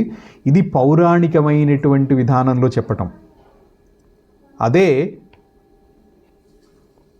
దీని యొక్క అంతరార్థం గ్రహించాలి అనేటువంటి ఉత్సాహం ఉన్నటువంటి వాళ్ళకి పంచదశి మంత్రంలో బాలా మంత్రం అనేటువంటిది అంతర్భాగం అయి ఉంటుంది. అమ్మవారు షోడశీ రూపిణి, బాలా త్రిపుర సుందరి, అష్టవర్షిణి అన్నారు. 8 వర్షముల ప్రాయం అంటే 8 బీజాక్షరాలతో ఉండేటువంటి మంత్రము గ్రహించవచ్చు. బాలమంత్రం ఎవరికన్నా తెలిస్తే అందులో బీజాక్షరముల సంఖ్య చెప్పండి. 6. దాని ముందు ఒక ప్రణవం చేరుస్తారు. అలాగే ఇంకొకటి కూడా ఉంటుంది, అవి గురుముఖత రావాల్సినటువంటివి. సో అలా 8 వర్షములు అంటే ఒక అంతరార్థం ఉంటుంది. లేదా ఆ 6 బీజాక్షరాలే తీసుకున్నా కూడా ఆ 6 మీకు పంచదశలో ఉన్నాయో లేదో మీకే తెలుసు, చూసుకోండి. 8 తీసుకున్నా పంచదశ నుంచే ఉంటాయి, 6 అక్షరాలే అని తీసుకున్నా కూడా అలాగే ఉంటుంది. ఇది అంతరార్థం. అమ్మవారిని ఈ బాలాదేవి అమ్మవారిని అడుగుతున్నట్లుగా ఈ గ్రంథంలో ఉంది. అది అనువాదంలో అంతరం కావచ్చు, ఏదైనా కావచ్చు. ఇంకొక గ్రంథంలో ఉన్నది ఏంటంటే మంత్రిని దండిని, వీళ్ళు ఈ బాలాదేవి యుద్ధానికి ఉన్ముఖురాలు కాగానే వాళ్ళు వేడుకుంటారు, అమ్మా లలితాదేవి ఎంతో, నీవు కూడా మాకు అంతా, నీవు చిన్నపిల్లవి, బొమ్మలతోటి ఆడుకుంటున్నటువంటి వయసు నీది, చక్కగా ఆడుకోమ్మా, యుద్ధం చేయడానికి మేము ఉన్నాం కదా అన్నా కానీ వినకుండా ఒక చూపు చూస్తుంది అంతే. ఆ చూపుకి వాళ్ళు తమ స్థానంలో వాళ్ళుండి ఈమె యుద్ధానికి బయలుదేరగానే ఈమెని మనం ఏ విధంగా అయినా కానీ రక్షించుకోవాలి అని చెప్పి వాళ్ళు కూడా యుద్ధానికి వచ్చినట్లుగా అక్కడ వచ్చింది. ఇక్కడ ఏముంటుందో చూద్దురు కానీ విందురు కానీ. ఆమె లలితకు బహిప్రాణము, అందులో కూడా అలాగే చెప్తారు, అమ్మ మీరు లలితాదేవికి బహిప్రాణము, మాకు అమ్మవారెంతో మీరు కూడా అంత అని చెప్పి యుద్ధానికి వారించడానికి ప్రయత్నం చేస్తారు. కానీ బాలాదేవి వినదు. ఈమె మహారాజ్ఞికి ఈ విధంగా విన్నవిస్తున్నారు, మాత భండమహాసుర పుత్రులు యుద్ధానికి వచ్చారు, కుమారిని అగుట వలన ఉత్సాహం కలదాన్నై వారితో యుద్ధము చేయదలుతును. ఈ యుద్ధ కండూతితో నా బాహువులు కదులుచున్నట్లున్నవి. ఇది నాకు ఒక ఆట, క్రీడ, లీల అంటాం కదా, ఆ లీల. నాకు అడ్డు తగిలి నీవు వారిని చంపవలదు, వాళ్ళని చంపడానికి నీవు బయలుదేరకు, నాకు అడ్డం పడకు. నేను బాలికని కదా, నాకు ఆటల యందు మక్కువ ఎక్కువ, నాకు ఆడుకోవాలని బాగా ఉంది. క్షణకాలము రణక్రీడచే చిత్తమున ప్రీతి నందెదను. ఒక క్షణకాలం నన్ను నువ్వు పర్మిషన్ ఇచ్చి పంపిస్తే నేను ఆడుకుని వస్తా, ఆ 15 మందిని అలా యుద్ధ క్రీడ చేసి వస్తాను అని బాలాంబ విన్నవించగానే దేవి కుమారితోటి ఈ విధంగా అన్నారు, మారుబలికారు, ఓ చిన్నదానా, నీవు మిక్కిలి సుకుమారంగివి, 9 సంవత్సరాల ప్రాయం ఇంకా వచ్చినట్టు కూడా లేదు. కొత్త క్రమము కలదానవు, అంటే 9 ఏళ్ళు అలా వస్తూ ఉంటే అమ్మాయి యొక్క నడకలో కూడా చిన్న చిన్న మార్పులు వస్తాయి. ఇవి తల్లులకి, మాతృమూర్తులందరికీ తెలుసు, ఆడపిల్లల్ని పెంచిన వాళ్ళందరికీ తెలుసు. కొత్తగా యుద్ధ శిక్షయు నేర్చిన దానవు, ఇప్పుడిప్పుడే యుద్ధ కళ నేర్చుకున్నావు, నిష్ణాత్, ఎక్కడ కూడా ప్రాక్టికల్స్ చేయలే, థీరీ నేర్చుకున్నావు అంతే. ప్రాక్టికల్గా యుద్ధంలో ఇంతవరకు ఇంకా పాల్గొనలేదేమో మరి అమ్మవారు ఇంతవరకు. నీవు ఇక్కడ చెప్తున్నారు, నీవు నాకు ఒక్కగానొక్క కుమారివి, నీవు లేకుండా నాకు ఒక క్షణము గడవదు, నా ప్రాణము నీవు యుద్ధమునికి వెళ్ళవద్దు. దండిని మంత్రిని మొదలైనటువంటి శక్తులు యుద్ధం చేయుటకు కోట్ల కొలది ఉన్నారు. ఓ చిన్నదాన, ఎందులకు ఏమర్పాటు చెందేదవు అని లలితాదేవి నివారింపబడినను కుమారిక తన కౌమార కుతూహలమున ఆవేశితురాలై యుద్ధము చేసేదను అని మరలా అడిగాను. ఆమె సుదృఢ నిశ్చయమును చూసి శ్రీ లలితాంబిక బాహువులతో కుమారుని గాఢముగా కౌగిలించుకొని, మాతృప్రేమ, ఈ జగంలో ఉన్న మనమందరి మీద కూడా అంతే ప్రేమ ఉంది అమ్మవారికి, అది మనం గ్రహించాలంతే. గాఢంగా కౌగులించుకొని అనుమతి ఇచ్చి తన కవచం నుంచి ఇంకొక కవచాన్ని తీసి అమ్మవారు బాలాదేవికి ఇచ్చారు. అలాగే తన ఆయుధముల నుంచి పంపించారు కుమారిని. మహారాజ్ఞి యొక్క ధనుర్దండము నుండి వెలువడిన కర్ణీరథమును కుమారిక అధిరోహించెను. ఆ రథమునకు 100 హంసలు వాహనములు. బాలా త్రిపుర సుందరి దేవి యొక్క రథానికి వాహనములు 100 హంసలు. ఆ రథము పేరు కర్ణీరథము. ఈ రథము అమ్మవారి యొక్క ధనుర్దండము నుంచి ఉద్భవించింది. ఆమె రణమునకు పూనుకొనగా దాని అన్ని పర్వములందు ఉండు దేవతలు ధరింపబడినటువంటి ఖడ్గ పంక్తులతో చేతులు జోడించి నమస్కరించారు. వారు నమస్కరించుచుండగా ఆ కుమారి చక్రరాజ రథోత్తము నుండి దిగి భూమి మీద ఉన్నటువంటి సైన్యమును ప్రవేశించెను. కోపముతో ఎరుపెక్కినటువంటి, అంటే ఎరుపు వర్ణముతోటి, కోపంతో ఎరుపు వర్ణం ధరించారు ఇప్పుడు అమ్మవారు. ముఖమంతా కూడా ఎర్రగా అయిపోయింది. అలా వస్తున్నటువంటి కుమారుని చూసి మంత్రిని దండనాథలు భయపడ్డారు. భయంతో ఈ విధంగా అన్నారు, ఓ భర్తృదారిక. భర్తృదారిక అంటే యజమాని యొక్క బిడ్డ. ఇక్కడ వస్తుంది ఇందులో, ఓ యజమాని యొక్క బిడ్డ భర్తృదారిక, నీవు యుద్ధమునకు ఎందుకు బయలుదేరావు తల్లి?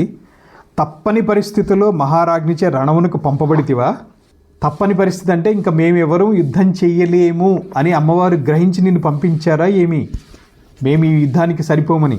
ఇంత సైన్యము, ఇంత సేనాధిపతులు, ఇంతమంది ఉండగా నీవు రావటం తగినది కాదు. మేముండగా నీ యుద్ధానికి వచ్చావంటే మేము యుద్ధం చెయ్యలేము అని అమ్మవారు నిర్ణయించినట్లున్నారు. ఓ బాలాంబిక, నీవు శ్రీదేవికి ఆకారము దాల్చిన జీవితం, నీకు నమస్కారం చేసేదము. రణము నుంచి మరలిపోము అమ్మ, నీ వెనక్కి వెళ్ళమ్మా, నీకు నమస్కారం చేస్తాము అని మంత్రిని దండనాథ వాళ్ళిద్దరికీ కంగు తిన్నారు. సాక్షాత్తు బాలాదేవి యుద్ధానికి, అమ్మవారు బాలాదేవిని యుద్ధానికి పంపించారే. అయ్యో, మనం ఇంతమంది ఉండి కుమారిని యుద్ధానికి వచ్చేలాగా చేశాము అని అంటే మన పరాక్రమం వృధా అని అమ్మవారు తలిచారా? మనం ఎందుకు పనికిరాని వాళ్ళమా? మన శక్తి సరిపోదనే అమ్మవారికి అనుకున్నారా? అంటే నిజంగానే మనం పనికిరాని వాళ్ళం అయిపోయామా? ఇలాంటి ఆలోచన వచ్చేసింది చూడండి. ఎంత ప్రార్థించినా కూడా, ఇంత ప్రార్థింపబడినా కూడా కుమారి దృఢ నిశ్చయంతో రణమునకే కదిలేను. మిక్కిలి ఆశ్చర్యము నొందినటువంటి మంత్రిని దండనాథలు మనము ఏ విధంగా అయినా కానీ కుమారిని రక్షించాలి అని చెప్పి ఆమె రక్షణకై 2 వైపులా బయలుదేరారు. గొప్ప సేనలతో మంత్రిని దండనాథులు వెంటరాగా అగ్ని ఆవరణ ద్వారా కుమారి బయటికి వదిలేను, అంటే దక్షిణ ద్వారం ద్వారా కుమారి బయటికి వచ్చారు. కర్ణీరథమును అధిష్ఠించినటువంటి కుమారికి సేనా నాయకులతో పాటు సేనలన్నీ కూడా ప్రణమాంజలిని ఘటించి ఆమె అనుగ్రహాన్ని పొందారు. అంటే ఆమె వారిని అందరినీ అనుగ్రహించారు. శత్రు దమనైనటువంటి కుమారి దుష్టులైనటువంటి భండాసుర పుత్రులను పారదోలెను. ఆమె సైన్యము ప్రాదేశమాత్రము కొలత లేదు. అంటే భండపుత్రులు వచ్చినటువంటిది ఎంత సైన్యంతో? 200 అక్షౌహిణుల సైన్యంతో 30 మంది భండపుత్రులు వచ్చారు. వాళ్లతోటి పోలిస్తే అమ్మవారి యొక్క సైన్యము ప్రాదేశమాత్రం లేదు. ప్రాదేశమాత్రము అంటే బొటనవేలు చూపుడు వేలు విస్తరించండి. మీ చేతి యొక్క బొటనవేలు చూపుడు వేలు విస్తారంగా చేస్తే ఆ 2 కొనల మధ్య ఉన్నటువంటి దూరం ఎంతో దాన్ని ప్రాదేశమాత్రము అంటారు. దాదాపు 10 అంగుళాలు అంటారు. కానీ అది వాళ్ళ హస్త ప్రమాణంలో 10 అంగుళాలు అయి ఉంటుంది. మనది దాదాపు 6-7 అంగుళాలకి మించదేమో. మరి చూసుకోండి ఎవరి ప్రాదేశమాత్రం, అది మీకే తెలుస్తుంది.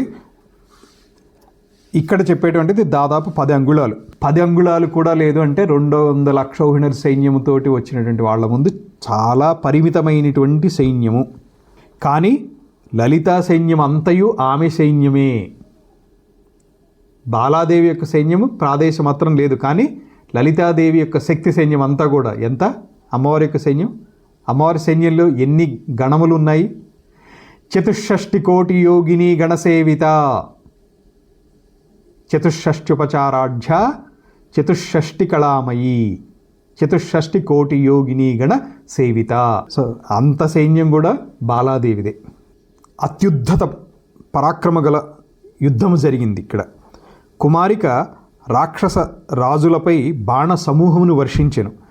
మహారాజ్ఞీ కుమారిక భండాసుర కుమారులతో చేసినటువంటి యుద్ధము సురాసురులకు కూడా కోరి కోరి చూడదగినదిగా ఉంది. అబ్బా, ఇంత చిన్న పిల్ల 9 ఏళ్ల బాలిక ఇంత సైన్యంతో ఏ విధంగా యుద్ధం చేస్తున్నారు అని ఆనందంతో ఆశ్చర్యంతో దేవగణాలు చూస్తున్నాయి, రాక్షస గణాలు కూడా చూస్తున్నాయి.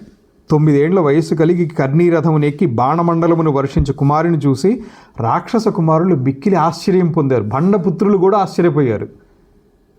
భ్రమించుచున్నటువంటి పరిచారికలు క్షణక్షణము బాలికచే చేయబడుచున్నటువంటి మహాయుద్ధమును వెంటనే మహారాజ్ఞికి ఇక్కడి నుంచి అక్కడికి న్యూస్ వెళ్ళిపోతూనే ఉంది. బాలాదేవి ఏ విధంగా యుద్ధం చేస్తున్నారు. ఏ తల్లికైనా కానీ తన బిడ్డ చేసేటువంటి క్రీడని ఆనందించాలని ఉండదు చెప్పండి. మంత్రిని దండనాథులు మాత్రము ఆమెను రణమున ఒంటరిగా వదలలేదు. కానీ చూపరులై అలా నిశ్చేష్టులై అలా చూస్తూనే ఉండిపోయారు. కానీ ఆమె రక్షణని మాత్రం మర్చిపోలే. చూపరులుగానే ఊరకనే ఉండిరి. అంటే వాళ్ళకి పని పడకుండానే అమ్మవారు యుద్ధం చేస్తున్నారు బాలాదేవి. ఆమె రాక్షస పుత్రులందరికీ ఒకే రూపము కలదయ్యను. అంటే ఒక్కొక్కడి ముందు ఒక్కొక్క బాలాదేవి ఉన్నట్లుగా కనిపిస్తున్నారు వాళ్ళకి. సూర్యుని యొక్క బింబ పంక్తి వలె ప్రతి ఒక్కనికి ఒక్కొక్క బాలాదేవిగా కనిపిస్తున్నారు. ఎర్ర కలువ వలె ఎరుపెక్కినటువంటి ముఖము కలదై అగ్ని జ్వాలలు గల బాణములతో రాక్షసుల యొక్క మర్మములను భేదిస్తోంది. కవచాలను భేదిస్తున్నారు, వాళ్ళకి రక్షణగా ఉండేటువంటి వాటిని అన్నింటినీ భేదిస్తున్నారు. ఆకాశమును చూచుచున్నటువంటి దేవతలు మంత్రిని దండనాథలు ఆశ్చర్యం బాగు బాగు అని చెప్పి మెచ్చుకుంటున్నారు.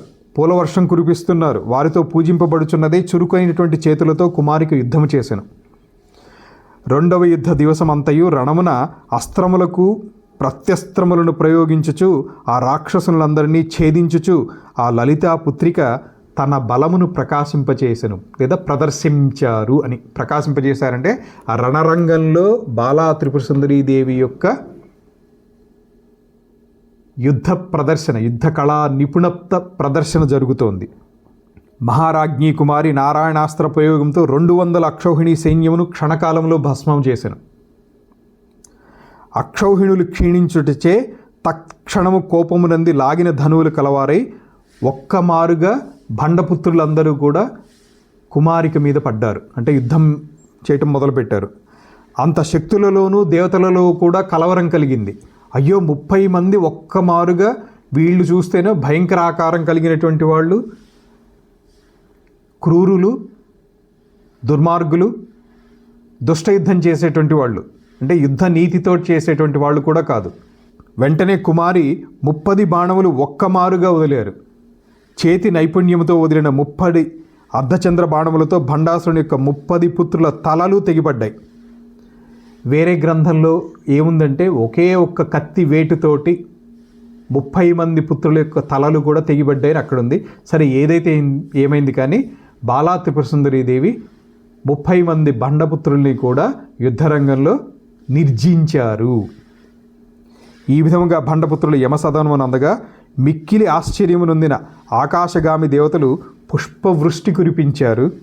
సమస్త అసుర సైన్యము బండపుత్రులను చంపినటువంటి, అంటే 200 అక్షౌహిణుల సైన్యమును 30 మంది బండపుత్రులను, వాళ్ళు సామాన్యులేం కాదు, వీరులైనటువంటి బండపుత్రులను చంపినటువంటి మహారాజ్ఞిపుత్రి అయినటువంటి కుమారికని మంత్రిని దండనాథులు మిక్కిలి సంతోషంతో ఆలింగనం చేసుకున్నారు. జయమునిచ్చినటువంటి ఆమె పరాక్రమ వికాసముల చేత నాట్యము చేసేరు. శక్తులు సాధువాదములచే, అంటే బాగు బాగు అనేటువంటి వాదములచే 3 జగములను, అంటే జయకారములతోటి 3 జగములను కూడా ఏకం చేశారు. శక్తి సేనానులందరూ దండనాథలను ముందుంచుకొని ఆ ఆశ్చర్యమును మహారాజ్ఞికి నివేదించడానికి బయలుదేరారు. వారు నివేదించినటువంటి తన పుత్రి యొక్క భుజ పరాక్రమ కీర్తులను విని లలితాంబికాదేవి మిక్కిలి సంతసమునందెను. దేవతలలో కూడా మున్నెన్నడూనూ చూడనటువంటి కుమారి పరాక్రమములకు అక్కడి శక్తి మండలం అంతయు కూడా ఆశ్చర్యము పొందారు. ఇది శ్రీ బ్రహ్మాండ మహాపురాణే ఉత్తరభాగే హయగ్రీవాగస్త్య సంవాదే శ్రీ లలితోపాఖ్యానే భండపుత్ర వధో నామ షడ్వింశోధ్యాయ. సో 26వ అధ్యాయం అంతా కూడా భండపుత్రుల యొక్క వధ. దీన్ని ఎంత కాదన్నా కానీ కొంత భాగం సంస్కృతంలో చెప్తే ఆ ఆనందం వేరే ఉంటుంది. అంతా చెప్పను, ఇది చాలా విస్తారంగానే ఉంది. కించిత్ మాత్రం చెప్తాను. పవర్ష శరజాలాని దైత్యేంద్రేషు కుమారిక భండాసుర కుమారస్తై మహారాజ్ఞీ కుమారిక యద్యుద్ధమతనోత్తత్తు స్పృహణీయం సురాసురై అత్యంత విస్మిత దైత్యకుమార నవవర్షిణీ. ఆల్రెడీ తెలుగులో చెప్పాను కాబట్టి కొంత కనెక్ట్ అయిపోతుంది, మీకు అర్థమైపోతుంది. అత్యంత విస్మిత దైత్యకుమార నవవర్షిణీం అంటే భండపుత్రులు కూడా అత్యంత విస్మయంతో చూశారు కుమారి యొక్క పరాక్రమాన్ని. కర్ణీరథస్థాం ఆలోక్య కిరంతీం శరమండలం క్షణే క్షణే బాలికయా క్రియమాణం మహారణం వ్యజిజ్ఞపన్ మహారాజ్ఞై భ్రమంత్య పరిచారికా. అంటే ఇక్కడి నుంచి యుద్ధవార్తలను మోసుకుని వెంటనే వెళ్ళిపోతున్నారు పరిచారికలు. మంత్రిణీ దండనాథే చ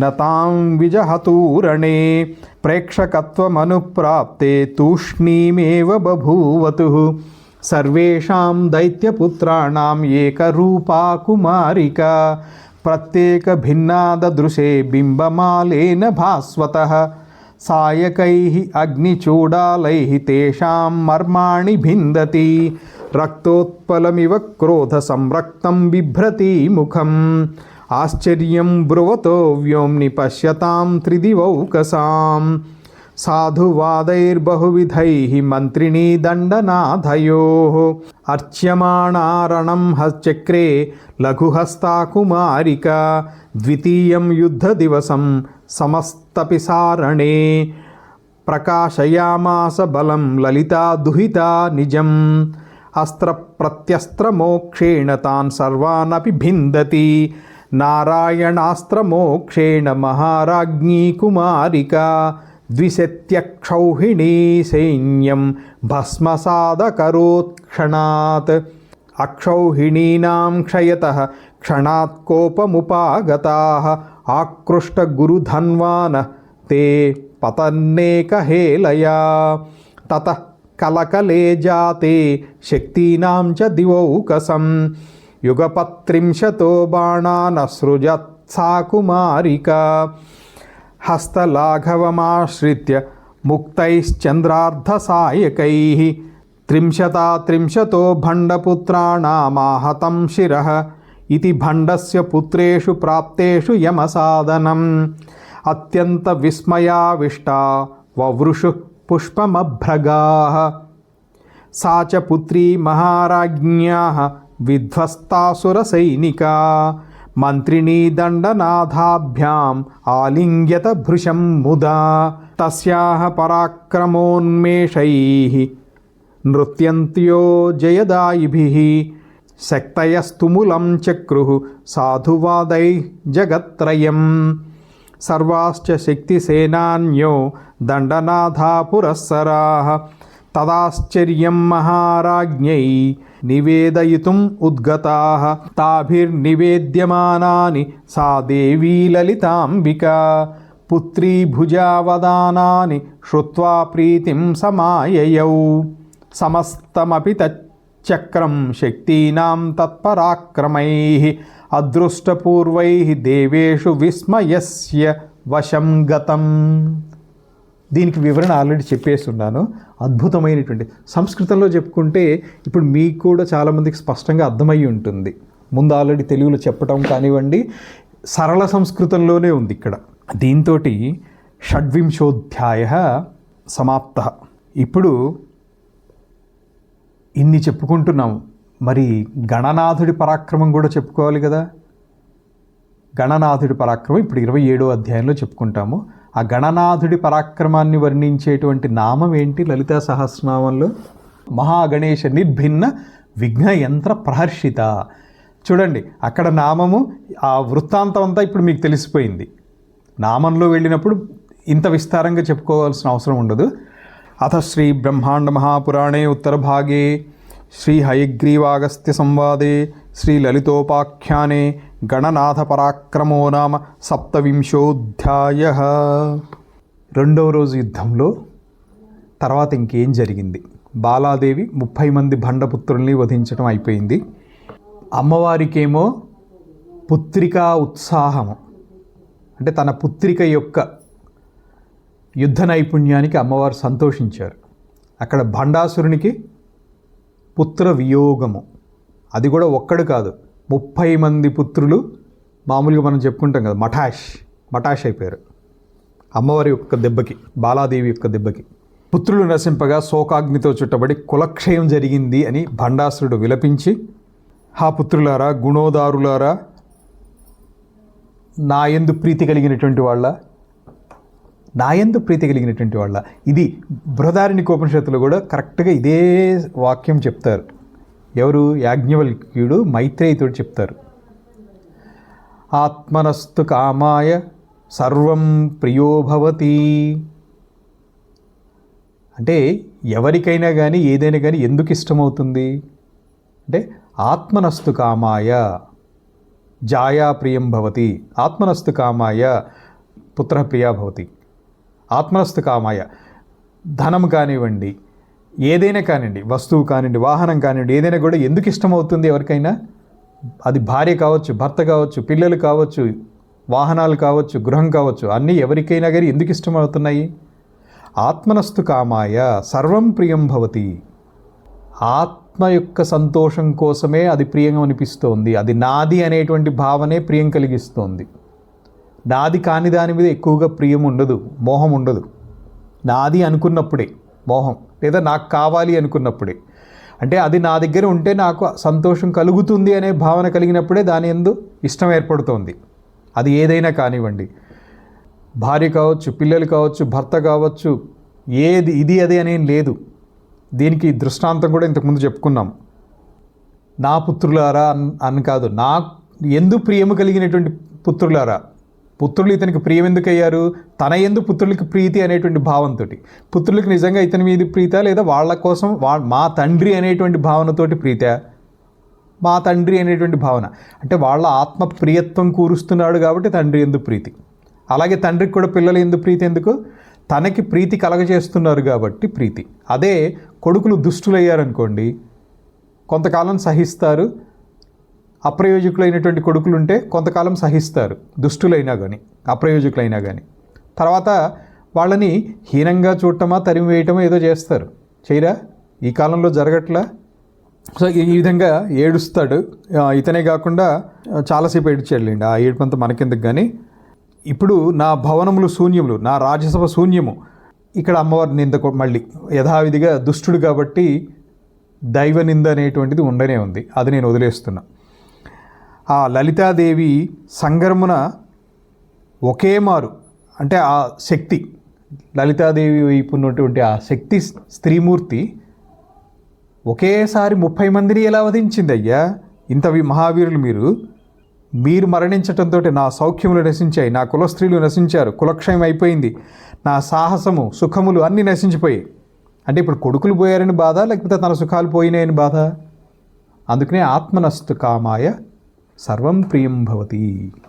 నా పూర్వజన్మమున చేయబడినటువంటి పుణ్యముల చేత, మీ పుణ్యముల చేత మిమ్మల్ని నేను పొందాను, మీకు నాశనం కలిగింది, నేను నష్టపోయాను, హతుడనైతిని, ఆపద చెందితిని, పుత్రకులారా మందభాగ్యుడనైతిని అని ఏడ్చి తల వెంట్రుకలు చెదిరిపోయినాయి. ఇంచుమించు మూర్ఛ పొందినటువంటి స్థితి కలిగింది. ఆసనం నుంచి కింద పడ్డాడు. ఒక కొడుకు కాదు, 30 మంది కొడుకులు ఒకేసారి పోయారు. మరి విశుక్రుడు, విషంగుడు, కుటిలాక్షుడు వీళ్ళు రాజుని అనునయించి దైవ ఘటన ఎవరు తప్పించగలము అని, ఇవన్నీ కూడా కుటిల క్రమములు, అంటే ఇవన్నీ సక్రమంగా జరిగేవి కాదు, వంకర టింకరగా దైవ ఘటనలు ఇవన్నీ. అంటే దేవతలు ఏదో కుట్ర చేశారు, అందుకనే ఇలా జరిగింది. ఇలాగ ఏదో అతన్ని అనునయంగా ఓదార్చి విశుక్రుడు మంత్రాంగం చేసేటువంటి వాడు, బుద్ధిమంతుడు. విషంగుడు సేనాధిపతి. విశుక్రుడు అంటున్నాడు, అంటే సమయానుకూలంగా చెప్పడం మంత్రి ధర్మం కూడా. దేవా, పామరుల వలె ఎందుకు ఏడుస్తావు? మహాయుద్ధమున వీరమరణం చెందిన వారి గురించి ఏడటం సరికాదు. వారు వీరమరణం పొందారు. వీరులకు ధార్మికమై శాశ్వతమైనటువంటి మార్గం ఇది. యుద్ధంలో చనిపోవటం అనేటువంటిది వీరులకి శ్రేష్టమైనటువంటిది. జీవితకాలంలో అంతకంటే ఇంకా కీర్తి కలిగించేటువంటిది ఉండదు. యుద్ధములో పూజ్యమనదగినటువంటి మృత్యువుని పొందారు వారు. అది దుఃఖించదగినటువంటిది కాదు. ఒక స్త్రీ మననాశము కొరకే వచ్చి రణమున హఠాత్తుగా మన సుభటులను చంపుట శల్యము వలె నా మనస్సును బాధిస్తోంది. ఈ విధంగా విశుక్రుడు చెప్పి కాస్త అనునయపూర్వకంగా మాట్లాడేటప్పటికీ భండాసురుడు తన పుత్రశోకం నుంచి బయటపడ్డాడు. పుత్ర వియోగ శోకం నుంచి బయటపడి కాలాగ్నితో సమానమైనటువంటి కోపం ప్రదర్శిస్తూ కోశం నుంచి భయంకరమైనటువంటి యముని వలె ఉన్నటువంటి ఖడ్గాన్ని తీసి రౌద్రాకారంతో ఇప్పుడే ఆ దేవి అనేటువంటిది తన ప్రయోగం కాదు, ఇక్కడ ఉన్న ప్రయోగం కూడా దేవి అని కాదు, రాక్షసుల ప్రయోగం వేరే ఎలా ఉంటుందో మీ ఊహకి వదిలేస్తాను. కాస్త నింద ఉంటుంది. నేను ఎట్టి పరిస్థితుల్లోనూ కూడా పూజ్యనీయులు అయినటువంటి దేవతలను ఉద్దేశించి కానీ గురువుల్ని ఉద్దేశించి కానీ, అందున ఇక్కడ సాక్షాత్తు త్రిపుర సుందరి దేవి ఉపాస్య దేవత మాకు గురుముఖత, ఏకవచన సంబోధము కానీ నీచ సంబోధన కానీ స్పృహ ఉండగా నేను చెయ్యను కూడా. ఆ మాత్రం చెప్పి ఆ అమ్మవారిని యుద్ధంలో నాయి ఖడ్గముతోటి ఇంకా అంతా చెప్పుకొస్తాడు. చెప్పి అప్పుడు కానీ నేను విశ్రాంతిని పొందను అని బుసలు కొడుతున్నటువంటి నాగుబాము వలె పైకి లేచి ముందుకు కదిలాడు. అతను ముందుకు రాగానే సమస్త దానవ శ్రేష్ఠులు సంభ్రాంతులై అతన్ని ఆపారు. అడ్డుపడి మిక్కిలి క్రోధంతో మండిపడుతూ లలితాదేవి గురించి కొన్ని వాక్యాలు చెప్పారు. ఆమె కోసం మీరు సంభ్రమం ఇంత చింతించవలసినటువంటి అవసరం లేదు. మా బలాలతో మేము రణోత్సాహంతో మేము వెళ్తాం. మేముండగా మీరు యుద్ధానికి వెళ్ళటం అనేటువంటిది సరికాదు. మీ నుంచి ఒక చిన్న ఆజ్ఞ, సరైన ఒక ఆజ్ఞ కోసమే మేము నిరీక్షిస్తున్నాం తప్ప మేము మీకు చెప్పకుండా మీ ఆజ్ఞ లేకుండా వెళ్ళొద్దు అనేటువంటిది అది నియమం కాదు అని ఆగామంతే. దీనికి మీరు వెళ్ళాల్సిన అవసరం లేదు, మేము వెళ్తాము అని చెప్పి ఇంకా స్వోత్కర్ష అంటే మేము వెళ్ళి అక్కడ ఇది చేసేస్తాము అది చేసేస్తాము, స్త్రీ సైన్యం మాకు ఒక లెక్క, ఈ ముల్లోకంలో తలకిందులు చేయమా, ఈ విధంగా అన్నారు. ఓ మహామతి ఆజ్ఞ నిండు మహా అహంకార గర్వంతో పలికినటువంటి అంటే తన సైన్యము సేనాధిపతులు మంత్రులు పలికినటువంటి ఈ మాటలను విని కోపించి కన్నులెర్ర చేసి, విశుక్ర మాయచే అదృశ్యమైనటువంటి ఆకారంతో వెళ్ళి శత్రు రాజధానిలో జయ విఘ్నము అనేటువంటి మహాయంత్రమును స్థాపించుము. ఈ మాటలు విని విశుక్రుడు కోపోద్విగ్నుడై మాయచే అదృశ్యమైనటువంటి శరీరం కలవాడై లలితాదేవి యొక్క సైన్యంలోకి ప్రవేశించాడు. మాయతో అదృశ్యమై ఉన్నాడు కాబట్టి ఎవరికి కనపడలేదు అతను. వాడు పోవుటకు ఉద్యుక్తుడు కాగానే సూర్యుడు అస్తమించాడు. సూర్యుడు అస్తమించినప్పుడు రాక్షస సైన్యుల యొక్క శక్తి మాయాశక్తులు విజృంభిస్తాయి, దైవశక్తులు కాస్త నీరసిస్తాయి. సో రెండో రోజు సాయంత్రం అయ్యింది. అస్తమించిన సూర్యకిరణములచే దిక్కులన్నీ కూడా ఎర్రబారినాయి. అనురాగవతి అయినటువంటి సంధ్య పాతాళం అనేటువంటి పొదరింటిలో రమించుటుక అనునట్లు ఉత్సుకురాలై కిరణమాలను ధరించినటువంటి సూర్యుని వెంబడించిన. ఇదంతా కూడా కవిగారి వర్ణనలు, అవన్నీ మనకు అనవసరం. ఆ తర్వాత కాటుకోలే నల్లనేటువంటి చీకటి తనతో సమానమైనటువంటి వర్ణం గల కత్తులకు తోడ్పాటు చేయుటకా అన్నట్లు వచ్చినది. మాయారథమును ఎక్కి గూఢమైనటువంటి కటిక చీకటితో ఆవరింపబడి అదృశ్యమైనటువంటి ఆకారం కలిగినటువంటి ఆ నీచుడగు విశుక్రుడు లలిత రాజధాని నగరమునకు చేరును. రాజధాని నగరం అంటే ఇక్కడ వహ్నిమండల ప్రాకారంతో ఉన్నటువంటి ఆ సైన్యం అంతా కూడా రక్షింపబడుతున్నటువంటి ఆ వహ్నిమండల ప్రాకారం మధ్యలోకి వెళ్ళాడు అని. అక్కడికి వెళ్ళి ఆ దుర్మతి విశుక్రుడు మండుచున్నటువంటి జ్వాలలు కలది 100 యోజనల విస్తారం కలది అయినటువంటి అగ్ని ప్రాకార మండలాన్ని చూసి అచ్చట లలితాదేవి ఇంటి చుట్టూ తిరుగుతూ అవకాశము లభింపగానే దక్షిణ ద్వారమును చేరి క్షణకాలము ఉద్ధతుడై చింతించెను. అచట అంటే దక్షిణ ద్వారం దగ్గర మహాసత్వలు, సావధానలు, ఆయుధములు ధరించిన వారు, వాహనములను ఎక్కిన వారు, కవచములు ధరించినటువంటి వారు, ద్వారదేశంలో ఉన్నటువంటి వారు అయినటువంటి అంటే ఎప్పుడూ ఎలర్ట్గా ఉన్నటువంటి మహాపరాక్రమశాలినులైనటువంటి స్తంభిని దేవత యొక్క సైన్యాన్ని చూశాడు. 20 అక్షౌహిణుల సైన్యం ఉంది. దండనాథ వారు ఎల్లప్పుడూ ద్వార రక్షణకై నియోగించారు. ఆశ్చర్యపోయాడు, ఎంత రక్షణ ఉందా అని ఆలోచించాడు. అప్పుడు ఆ వహ్ని ప్రాకారానికి బయటే ఉండి విఘ్నయంత్రాన్ని విస్తరింపజేసి, అంటే 2 కోసుల పొడవు 2 కోసుల వెడల్పు కలిగినటువంటి మిక్కిలి గొప్పనైనటువంటి శిలాపట్టమున ఆ ఉత్తమ మంత్రమును రాసెను. అంటే ఆ మంత్రానికి సంబంధించినటువంటి యంత్రానికి సంబంధించినటువంటి బీజాక్షర మంత్రాన్ని ఒక పెద్ద శిల మీద రాశాడు. 8 దిక్కులలో అష్టశూలములు కలిగి సంహార అక్షరములు మౌళి ఎందు కలిగినటువంటి 8 దేవతలతో కూడినటువంటి యంత్రమును, అంటే ఆ విఘ్న యంత్రం యొక్క వర్ణన ఇదంతా. ఆ అష్టదేవతలు ఎవరు అంటే విఘ్న యంత్రం యొక్క అష్టదేవతలు పేర్లు వింటేనే మీకు చాలా మటుకు స్ఫురిస్తుంది. వీళ్ళు మన జీవితాల్లో ఏ విధంగా నష్టం కలగజేస్తారో అందరికీ తెలిసిపోతుంది. వినండి. అలస అంటే అలసత్వం, కృపణ అంటే కృపణత్వం, అంటే దీనత్వం అనొచ్చు. కృపణత్వం అని అంటే ఒకలాగా చెప్పాలంటే మూర్ఖత్వము లాంటిది. కృపణులయ్యారు అంటే నీచత్వం, అదొకలాగా. దీనత్వం. తర్వాత నితంద్ర, ప్రమీలిక, క్లైబ్యము అంటే నపుంసకత్వం. నపుంసకం అంటే ఏమి చేయకుండా నిష్ప్రయోజనంగా ఉండటం అని కూడా ఇంకొక అర్థం తీసుకోవచ్చు. నిరహంకార అనేటువంటి వాళ్ళు, అహంకారం ఉంటేనే ఏదన్నా రజోగుణంతో కార్యోన్ముఖులు అవుతారు. అహంకారం అనేటువంటిది నిరహంకారం అయిపోతే సత్వగుణం డెవలప్ అయిపోతుంది, లేదా తమో గుణంలోకి జారిపోవచ్చు. అప్పుడు ఏమి చేయరు, అలసత్వమే ఉంటుంది.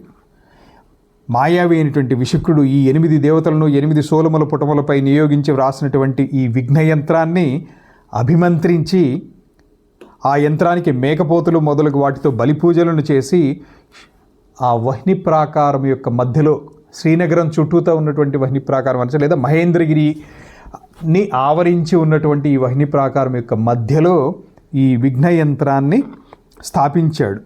ఆ యంత్రము శత్రురంగం మధ్యలో ఉంచాడు. ప్రాకారము వెలుపల ఉన్నప్పటికీ ఆ దుర్బుద్ధి అయినటువంటి విశుక్రుడు ఉంచినటువంటి ఆ యంత్రము ప్రాకారం మీద నుంచి విసిరి మధ్యలో పడేటట్టుగా వేశాడు కదా. రణమున కటకాంతరమున పడిను. ఆ యంత్రం యొక్క వికారముచే కటకములో ఉన్నటువంటి శక్తులందరూ దీనమనస్కలై శస్త్రములను వదిలి శస్త్ర సన్యాసం చేశారు. చచ్చిన రాక్షసులు ఏమీ చేయలేరు. కాబట్టి శస్త్రాస్త్రాదుల యొక్క యుద్ధము ఇప్పటికి చాలు. అథవా జయించినా కానీ సిద్ధించేటువంటి ఫలం ఏంటి? యుద్ధంతో ఉభయ ప్రాణుల యొక్క హింసతో పాపము సంపాదించడమే కదా జరిగేటువంటిది. దేవతలకే చేసినటువంటి ఈ యుద్ధంలో మనకేం లాభం కలుగును? శక్తి సైన్యంలో ఇలాంటి ఆలోచనలు వచ్చినాయి చూడండి. అంటే ఆ విఘ్నయంత్రం యొక్క ప్రభావం వ్యర్థముగా కలకలం చేసేటువంటి యుద్ధకర్మతో ఫలితం ఏముంటుంది? శూన్యమే కదా. అసలు స్వామిని అయినటువంటి ఆ మహారాజ్ఞి ఎవరు? ఈ దండనాయకి ఎవరు? ఈ శ్యామల ఎవరు? మంత్రిని. మనకి సేవకత్వం ఎటువంటిది? మనం ఎందుకు సేవకుల వలె ఎందుకు చేస్తున్నాం యుద్ధం? వాళ్ళకి మనం ఎందుకు సేవ చేయాలి? దాంతో ఏం ఫలం ఉంది? ఇక్కడ సేవికలమైనటువంటి మన అందరికీ ఒక్కతి స్వామిని, అమ్మవారు ఒక్కరే స్వామిని. ఆమె పనిలో మనకేం గొప్పతనం వస్తుంది? ఎంత పగలబడి యుద్ధం చేసినా ఇతరుల మర్మలను ఛేదించేటువంటి ఆయుధాలతోటి ఏం ప్రయోజనం ఉంది? మన దేహములకు శస్త్రముల దెబ్బలతో గాయములను ఇచ్చేటువంటి యుద్ధము చేసి లాభం ఏంటి? ఇది శమించుగాక. యుద్ధం జరిగితే ఏంటి, జరగకపోతే ఏంటి, మనకేంటి? యుద్ధంలో మరణం కలిగితే కలగని. మన జీవితంలో సేవత చేసి ఎలాగూ వ్యర్థములే అవుతున్నాయి. మనకేమీ కీర్తి లేదు, మనకేం ఫలము లేదు. మనం యుద్ధం చేస్తే ఎంత, చేయకపోతే ఎంత, చస్తే ఎంత, బతికితే ఎంత. యుద్ధంలో మరణిస్తే మరణిస్తాము. ఎలాగైనా మన జీవితంలో వ్యర్థములే. సేవికలమే మనము, సైన్యంలో భాగమే. మనకేంటి? ఏమీ లేదు. అందుకని ఇంకా చేయాల్సిందే ఉంది. యుద్ధంలో ఎలాగూ మరణం అనేటువంటి, యుద్ధం చేసినా మరణించము అనేటువంటి గ్యారెంటీ లేదు.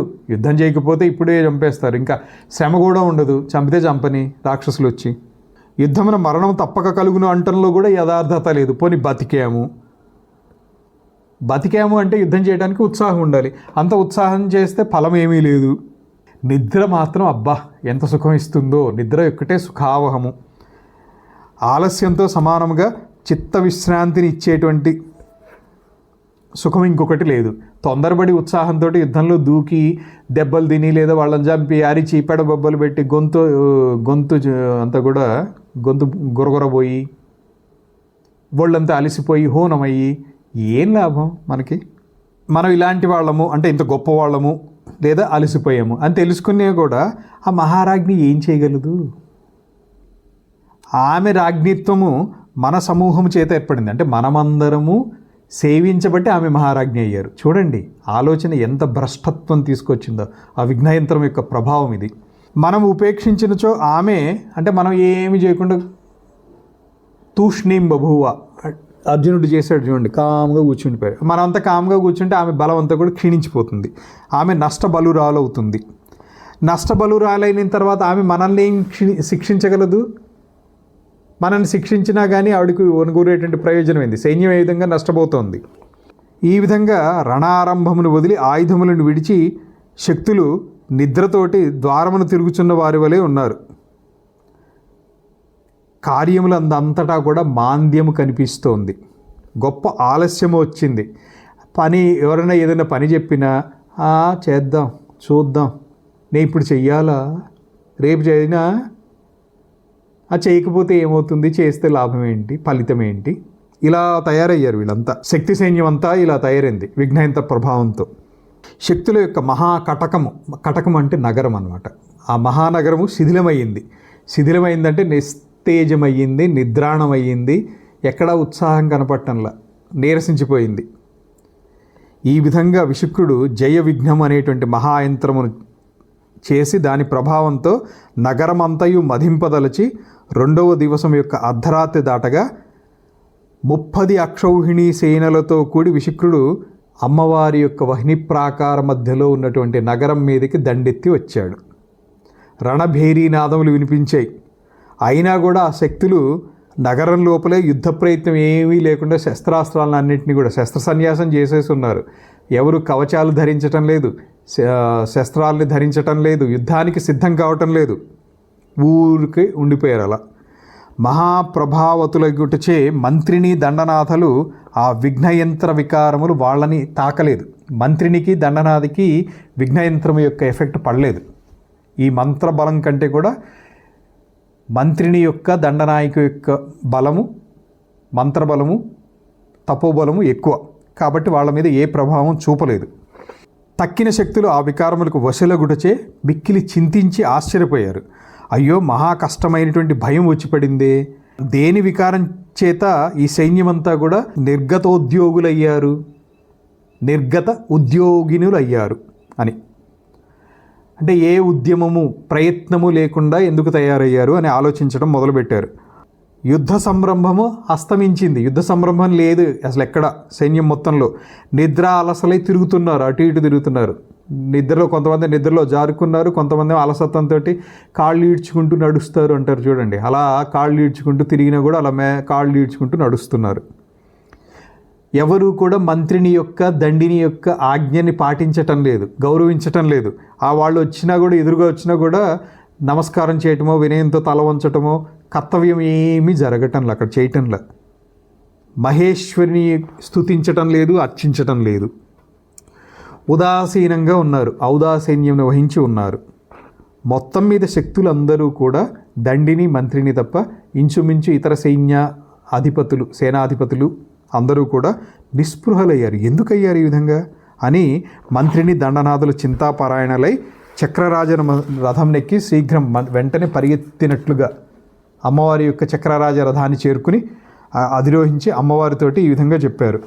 మంత్రిని ఉవాచ దేవి కస్య వికారోయం శక్తయో విగతోద్యమాః న శృణ్వంతి మహారాజ్ఞి తవాజ్ఞాం విశ్వపాలితాం.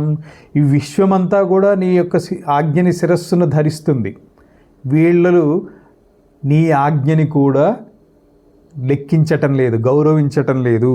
అన్యోన్యం చ విరక్తాస్తాః పరాచ్య సర్వకర్మసు నిద్రా తంద్రా ముకిలితా దుర్వాక్యాని వితన్వతే. చెడ్డ మాటలు చెప్తున్నారు. నిద్ర తంద్రిత, తంద్రిత అంటే అలసత్వం, అలసత్వములో ఉన్నారు, నిద్రలో ఉన్నారు చాలామంది. అంతేకాకుండా పలకరించినా కూడా హీనమైనటువంటి మాటలు మాట్లాడుతున్నారు. దేవతలు పలికేటువంటి మాటలు కావవి. కా దండిని మంత్రిని కా మహారాజ్ఞీతి కా పునః.